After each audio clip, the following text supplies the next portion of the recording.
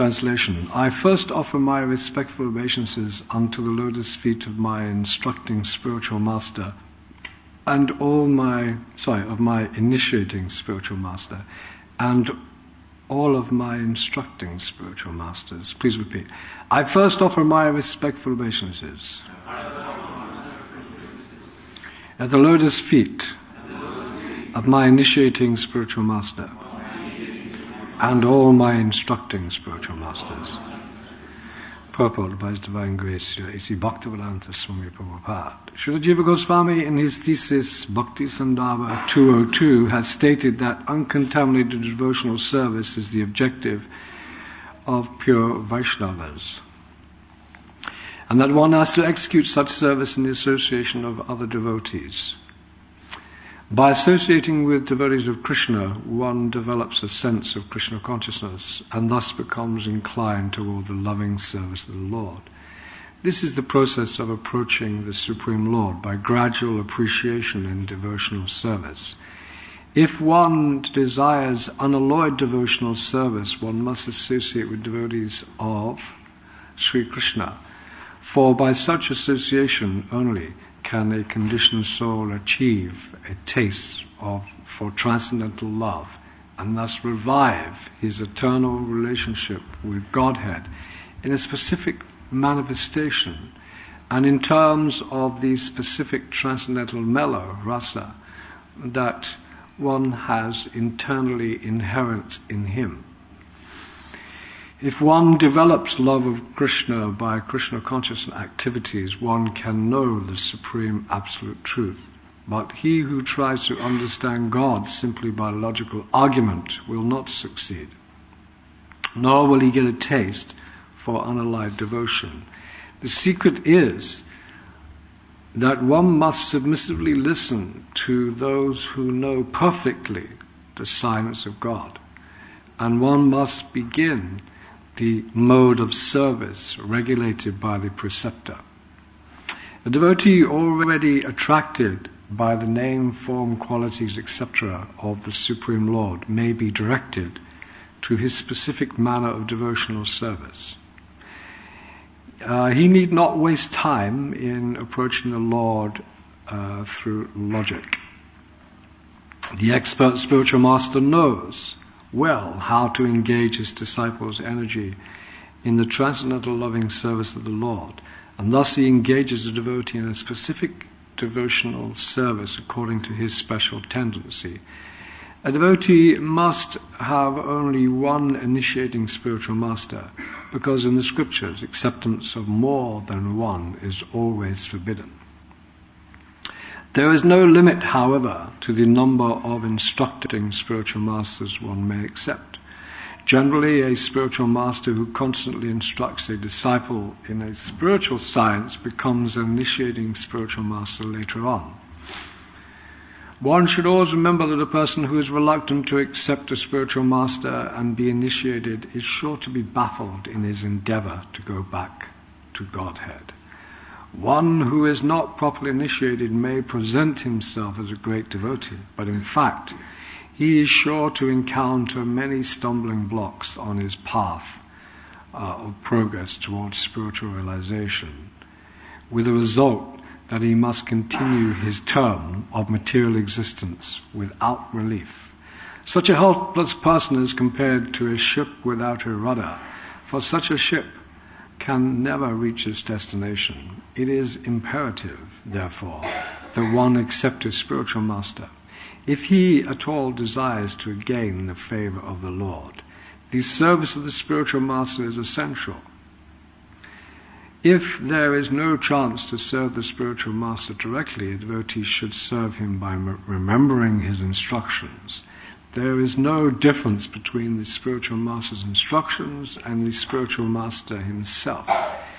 In his absence, therefore, his words of direction should be the pride of the disciple. If one thinks that he is above consulting anyone else, including a spiritual master, he is at once an offender at the lotus feet of the Lord. Such an offender can never go back to Godhead. It is imperative that a serious person accept a bona fide spiritual master in terms of a shastric injunction. Srila Jiva Goswami advises that one not accept a spiritual master in terms of hereditary or customary so-called and ecclesiastical convention. One should simply try to find a genuine qualified spiritual master for actual advancement in spiritual understanding.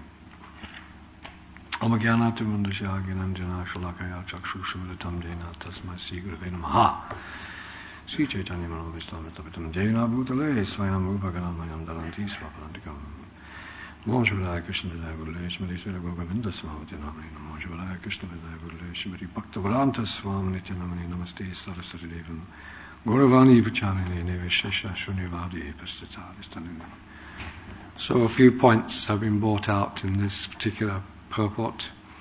It is a very important purport, a very important text, isn't it? It's very famous. Anyone studied this text before?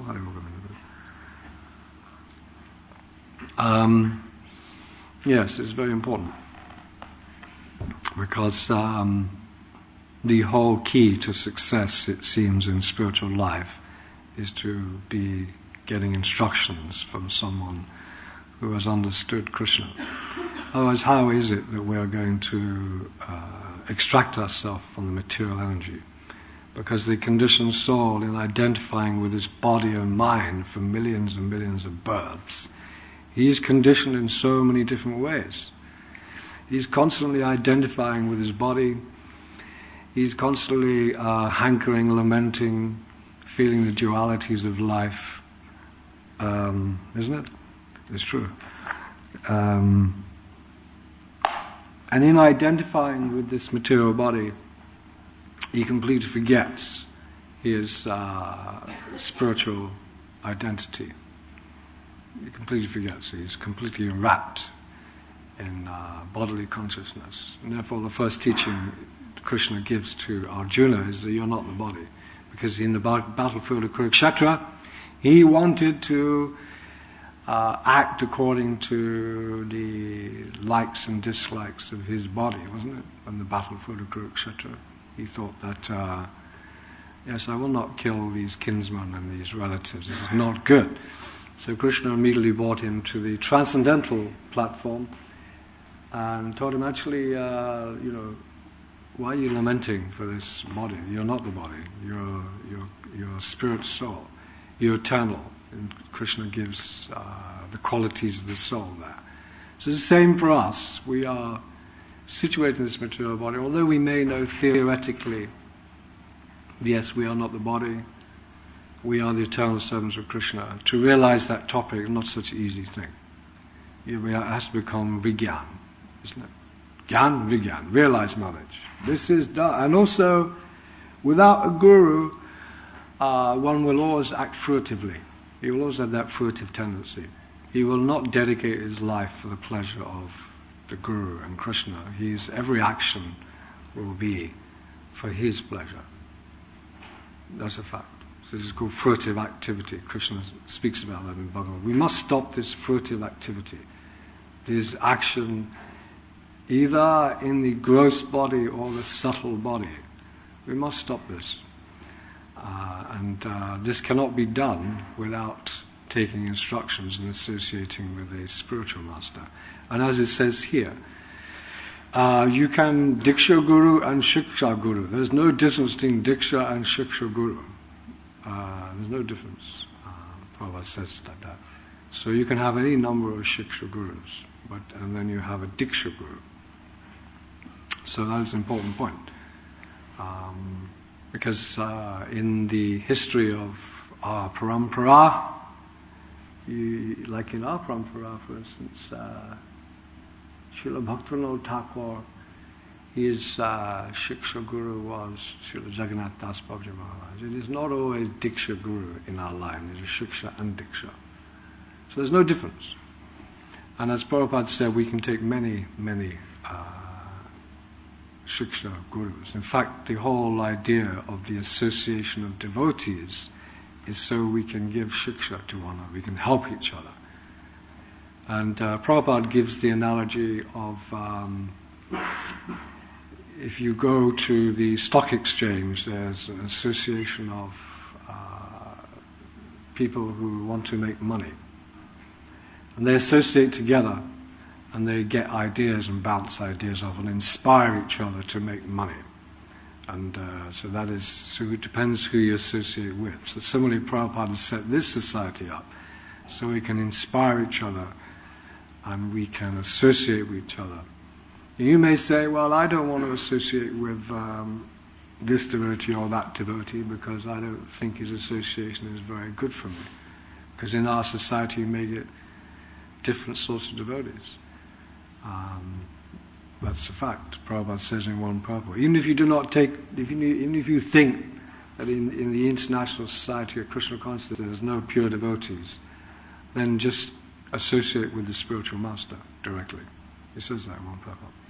Well, actually, it's quite a proud position to think that that there's no benefit, because you will definitely find benefit in associating with all types of devotees.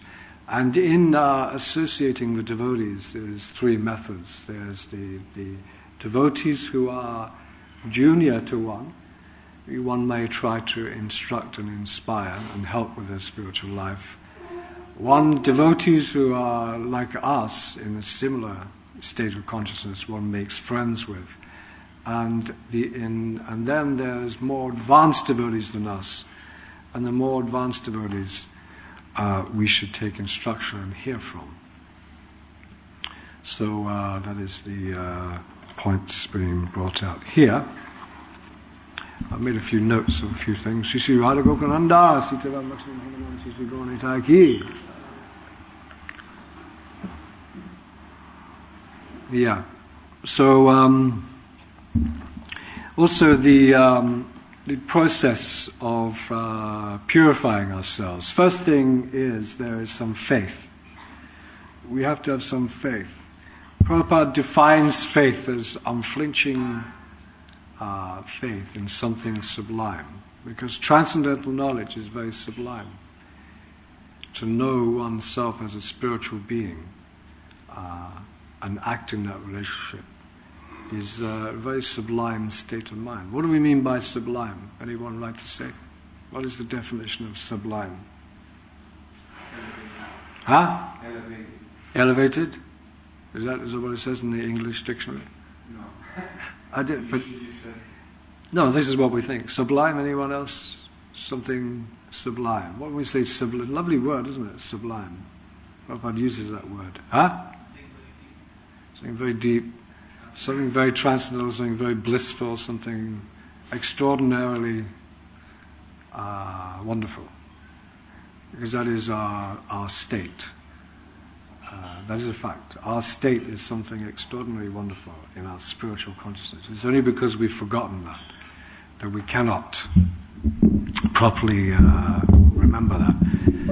So faith comes from associating with devotees. Faith in Krishna is a very important thing, because we have had the association of so many other things in our lives.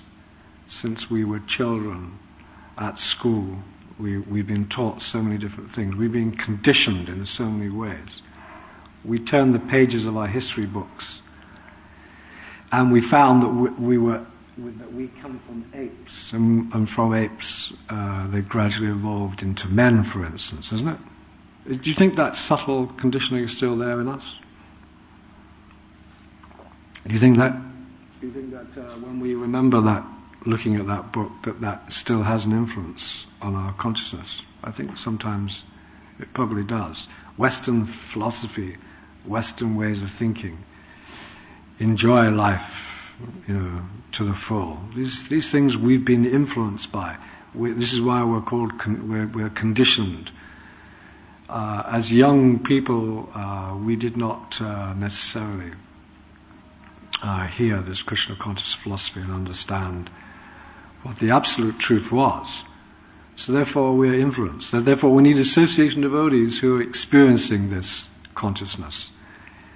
And then after associating with devotees who are experiencing this sublime consciousness, one generally will, after a period of time, he may select a specific person who becomes his spiritual master. And then he takes initiation. Now, the question is, what kind of person should we accept as a spiritual master? Now, Prabhupada gives indication in the Nectar of Instruction. One should accept Uttama, isn't it? Have you read that? Who's read that?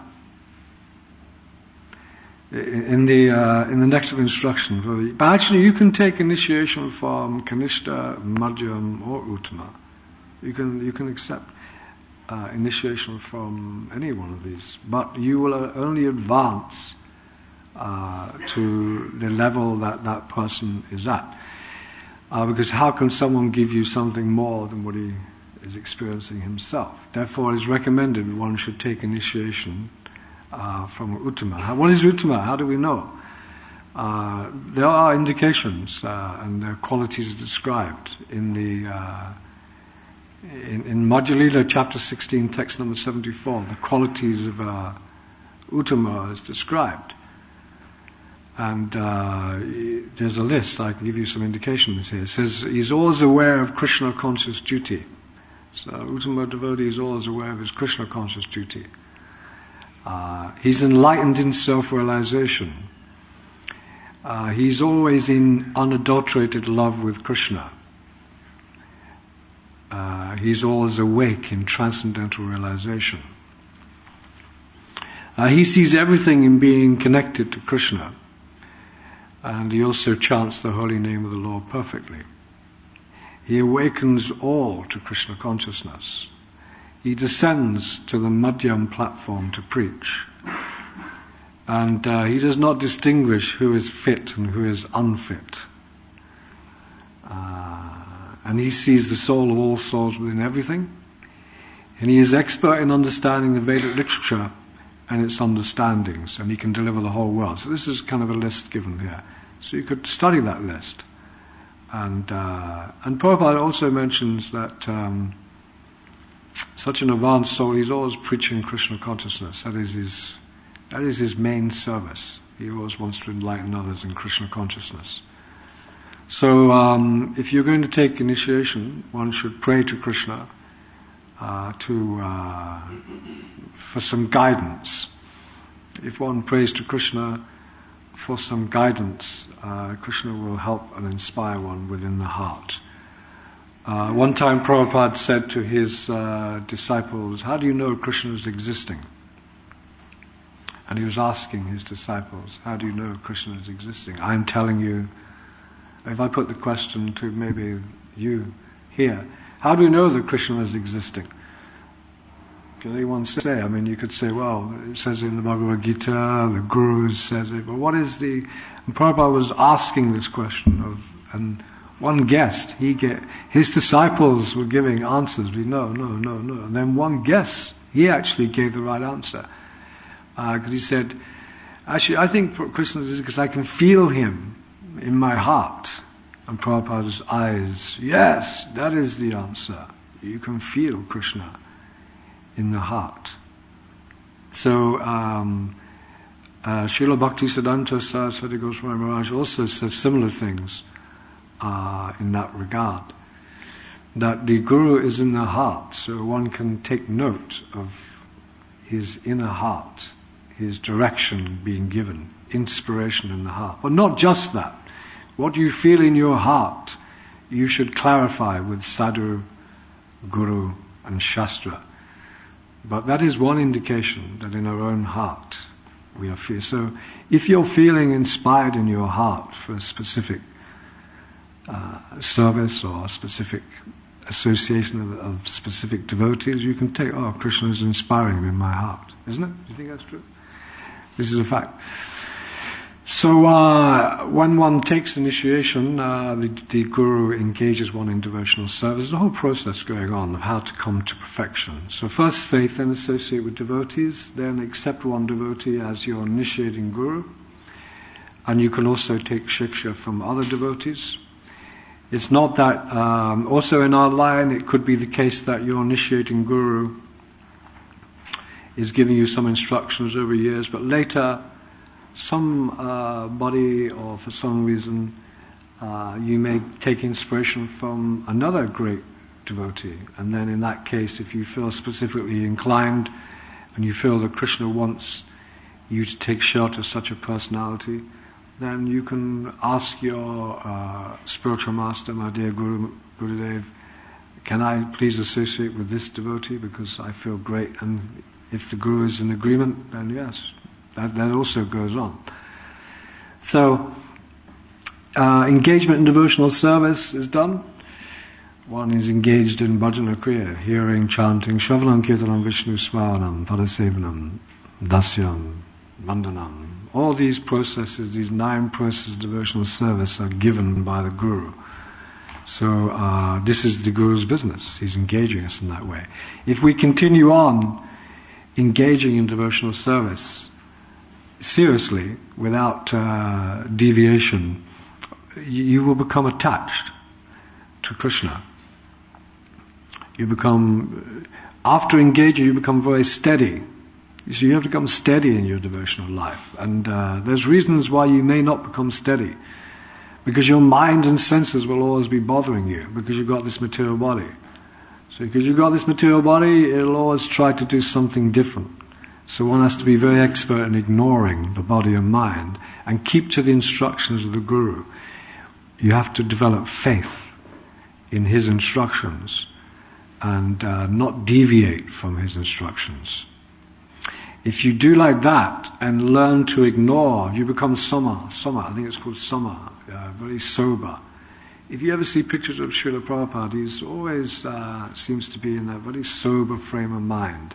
Even though all around him chaos may be going on, or this might be happening, or some disturbance in the management, but he always remains very fixed in his own Krishna consciousness. So we have to learn to do that, to be tolerant of conditions that happen because of our lives, because of previous lives, because of this life, because we got this material body. There's always going to be something to disturb us. But we have to go beyond that, perform austerity and remain fixed. Try to be steady. Then if you remain steady, gradually a taste comes about. You actually begin to experience, your awakening of love of God comes about.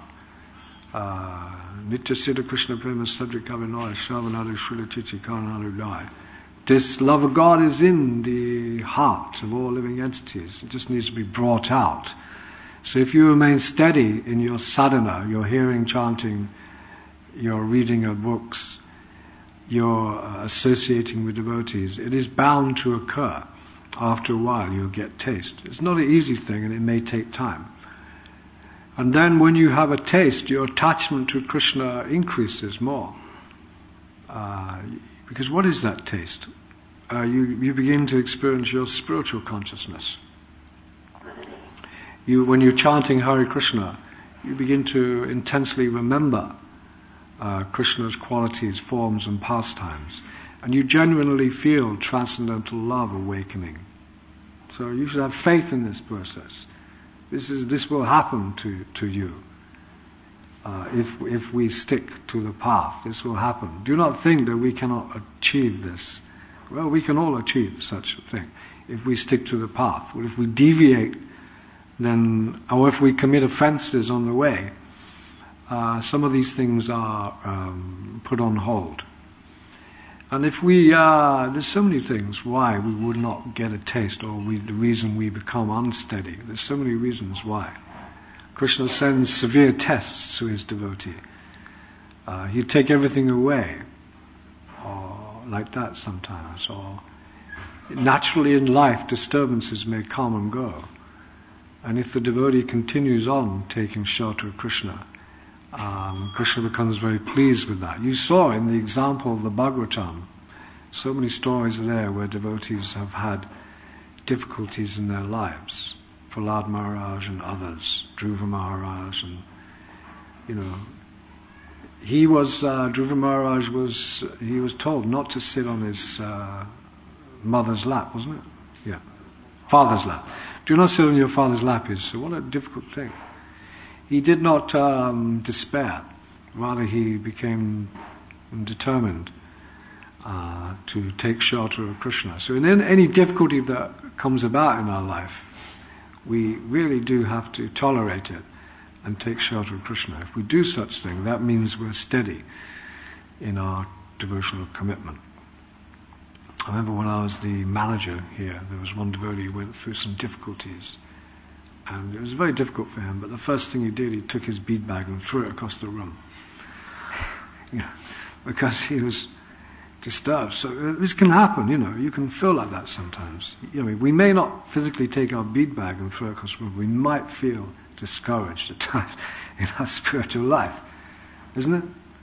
Who feels discouraged? We do feel discouraged. Oh, how am I ever going to... Oh, these material desires keep... Oh, I didn't deal very well in this situation. Oh, I have so much lust, anger, greed. If you can feel.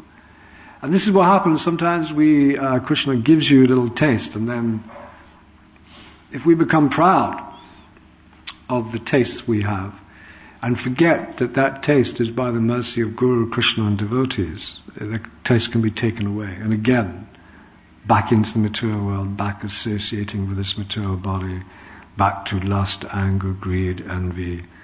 This is again back into the bodily conception of life. So to escape the body and to always remain transcendently situated, inspired, is not such an easy thing. And it is only by the mercy of Guru, Krishna and the devotees that one can achieve that. So as the taste develops, you become attached to Krishna, and that attachment intensifies. This is the process. The attachment to Krishna becomes more intense, and this is your original attraction. Rati is called attraction. Prabhupada gave the comparison to a young boy and a young girl. He is automatically attracted. So in that same way, we should have that attraction to Krishna. But in Maya, we become attracted to, isn't it? We become spontaneously attracted to a young girl, or a young girl becomes spontaneously attracted to a young. But that original attraction, that rati, is meant for Krishna. That is a fact.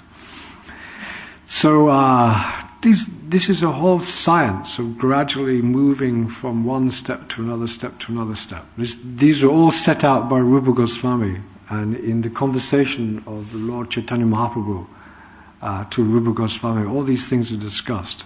So it's a great science. And then tenderness of heart comes about, and one's emotions become very strong. And these different emotions, these different spiritual emotions that one experiences, they're all named by Rupa Goswami. Rupa Goswami gives names for all these intense emotions that one may feel. So you may think, wow, this is very interesting. This is why Prabhupada says this is the science.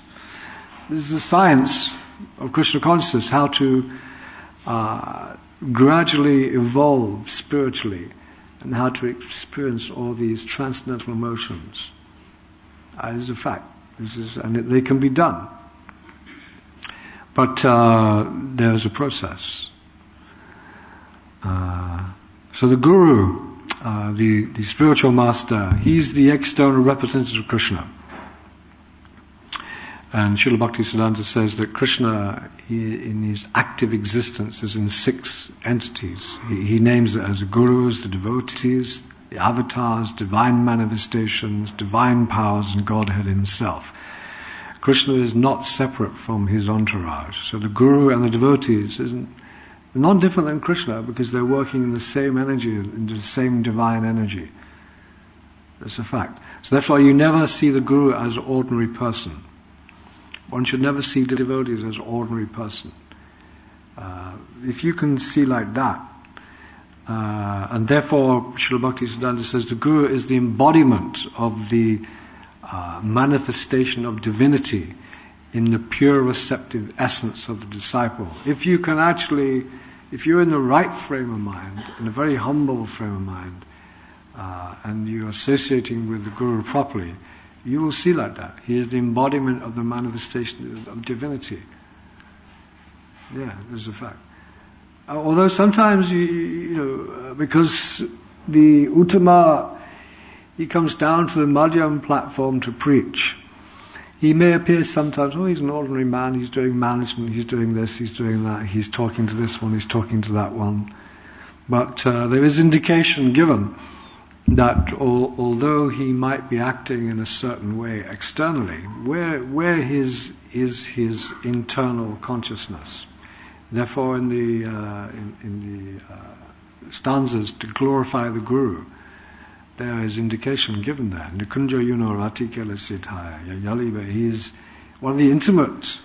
In his spiritual consciousness, he is very intimately united with Krishna.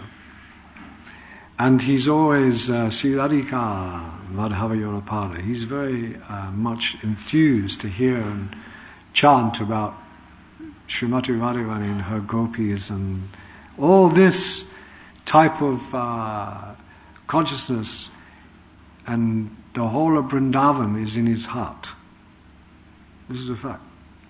But this is the quality of a. But we cannot see like that. We may not be able to see like that.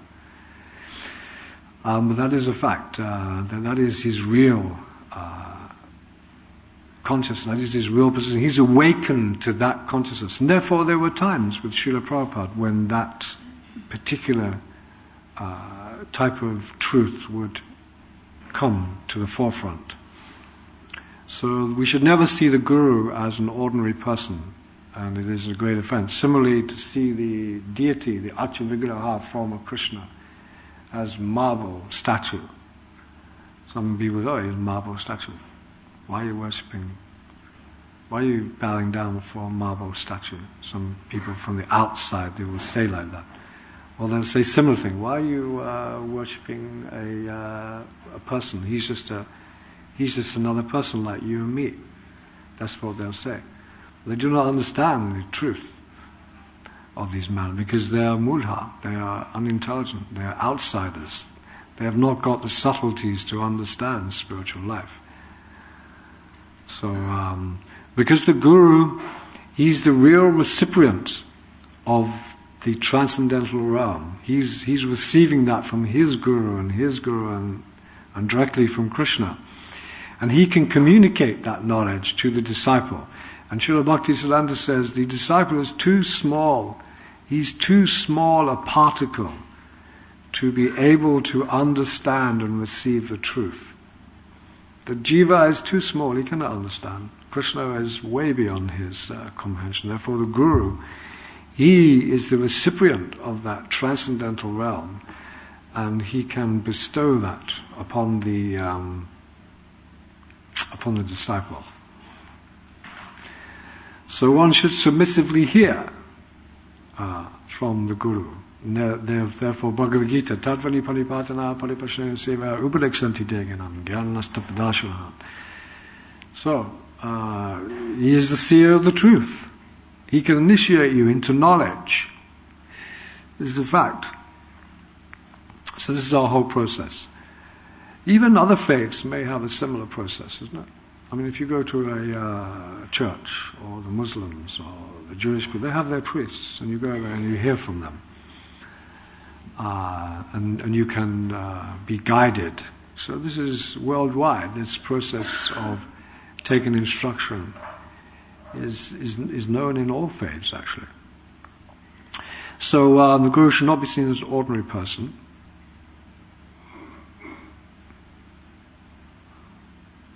Yeah.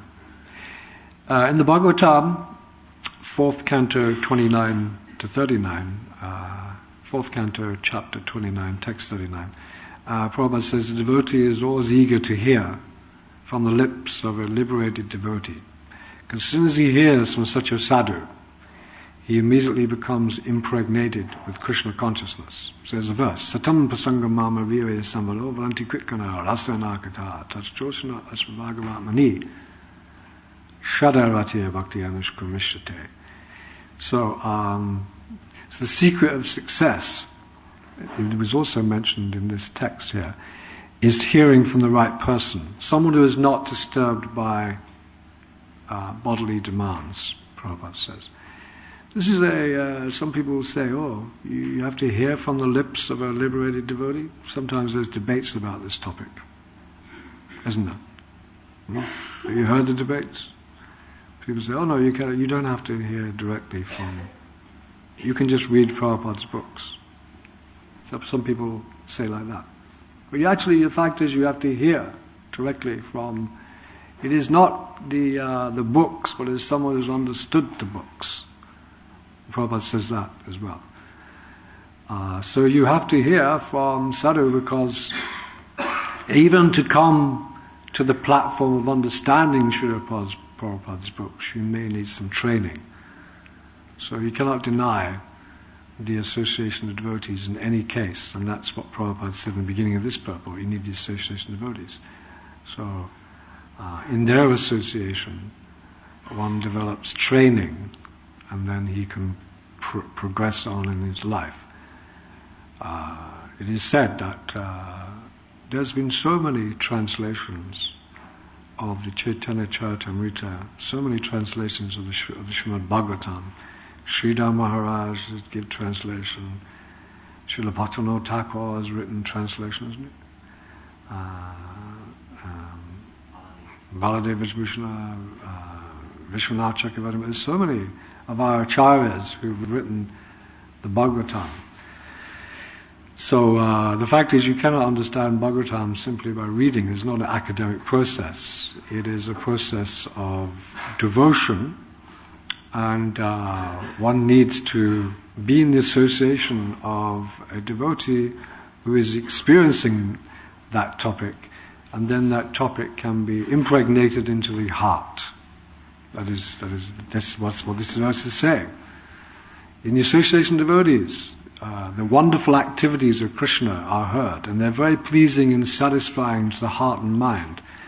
If you cultivate such knowledge, you can become on the path of liberation, and then firm faith and attraction and devotion to Krishna will follow. That's his verse. Satampasanga Mahaviri Sambhado. So you should hear about Krishna. And then after you've heard, you'll come to understand about the Lord's activities. Because why is it that you have to hear from a devotee who's realized the topic? Can anyone say? There's a debate like this because is there different qualities of sound? Because there is Prabhupada says, if you hear from a non-devotee, it's like hearing from the lips, hearing from tasting snake. What's that example? Yeah, tasting the milk. Taste milk touched by the lips of a serpent. So someone could be reading this Bhagavatam. If he is Mayavadi or non-devotee, what is the value of you hearing from him? Actually, there's no value. So therefore, you should hear from someone who's in disciplic succession, who is a proven devotee, who is approved of by the devotees. Now, why? Because that is called Shabda Brahman. If you hear from pure devotee who's realized the topic, that is Shabda, that is pure transcendental vibration, and it will enter into your heart. And then that vibration will change your heart. Therefore that verse is there, Shrimbatam Svakata Krishna, Punya Savanam Kirtana, Ridyanto Strubadani, Vidunati Sadistatam. Krishna is the benefactor of the truthful devotee, and he cleanses desire from material enjoyment. This is our problem. Don't forget, we have a problem. We have this body. It is trying to drive us on to enjoy. It's trying to drive us on to enjoy. So, we've finished it. So therefore we need to be cleansed of that desire, and that is done through this process of Shabda Brahman, this pure vibration enters into our hearts, and they are virtuous themselves when heard and chanted properly. They have a transcendental effect. The jiva is awakened to his original consciousness. And actually better than worship of Krishna is worship of Krishna's devotee. And Prabhupada says specifically the worship of the devotee engaged in Madhurya Ras, as Mahaprabhu has bestowed on us all. There's never been such a magnanimous incarnation. Prabhupada says like that.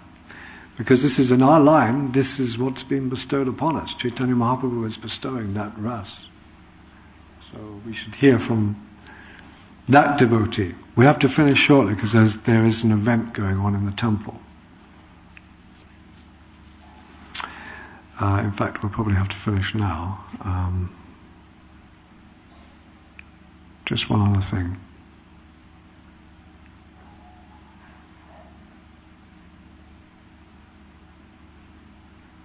Yeah, Srila Bhaktisiddhanta is saying it is only after accepting Krishna, because by the associating devotee, hearing about Krishna from a pure devotee, one can begin to accept Krishna as the Supreme Personality of Godhead.